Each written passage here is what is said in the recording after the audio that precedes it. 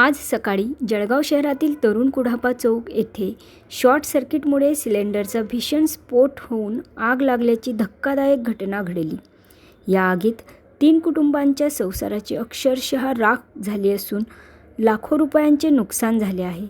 सुदैवाने जीवितहानी टळली असली तरी या कुटुंबियांसमोर मोठे आर्थिक संकट उभे राहिले आहे।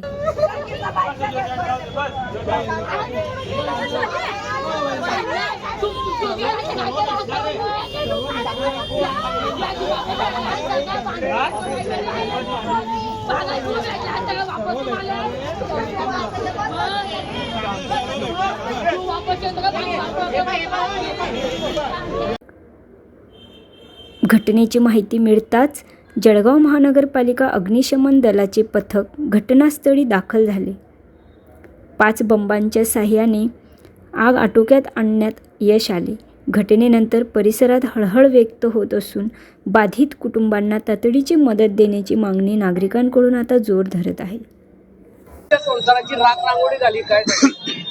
आज सकाळी 10:30च्या आसपास आमच्या प्रभागात जुने जळगाव पांढरापूर चौकात निलेश शंकर सपकाळे या गरीब इसमाच्या एकत्र कुटुंबामध्ये शॉर्ट सर्किटमुळे अंडीचा स्फोट झाला। गॅस अंडीचा दुर्दैवाने जेवढा काही गृहोपयोगी संसाराच्या ज्या वस्तू होत्या त्या पूर्ण जळून खाक झाल्या आहे। घटनास्थळी जे काही प्राथमिक मदत करता येते तेवढी सगळी महापालिकेच्या माध्यमातून लोकप्रतिनिधीच्या माध्यमातून सुरू आहे। आग विझवण्याचं पूर्ण काम सुरू आहे।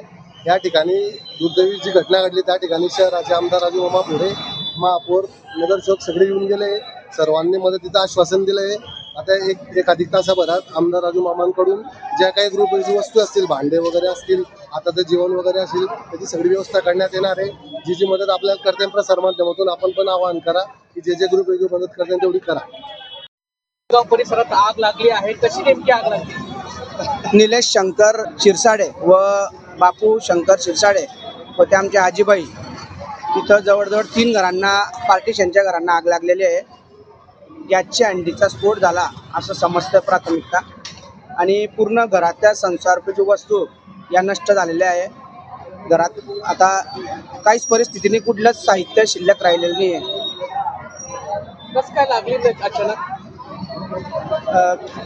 आपला शॉर्ट सर्किट किंवा दिवा जळलेला असेल तसं काही सांगू शकत नाही, परंतु गॅसच्या अंडीचा स्फोट हा नक्कीच झाला आणि आता आग पूर्ण नियंत्रणात आली आहे, परंतु घराचं व संसारोपयोगी वस्तू पूर्ण जळालेल्या आहे। जीवितहानी नाही झाली, ते एक चांगली गोष्ट आहे।